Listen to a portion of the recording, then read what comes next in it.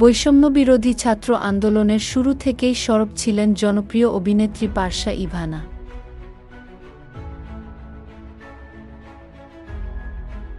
সামাজিক যোগাযোগ মাধ্যমে বিভিন্ন পোস্ট করে শিক্ষার্থীদের পাশে দাঁড়িয়ে সংহতি জানিয়েছেন তিনি।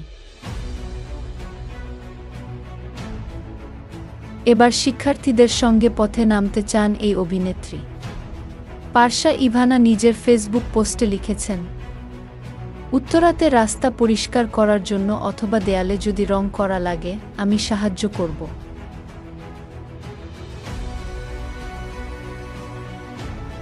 তার এই উদ্যোগকে স্বাগত জানিয়েছেন ভক্তরা।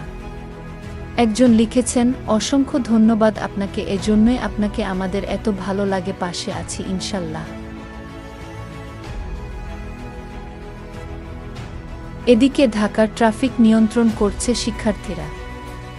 রাজধানীর বিভিন্ন স্থানে শিক্ষার্থীরা দলে দলে ভাগ হয়ে ট্রাফিক নিয়ন্ত্রণ করছে। এদের মধ্যে স্কুল, কলেজ ও বিশ্ববিদ্যালয়ের শিক্ষার্থীরা রয়েছে।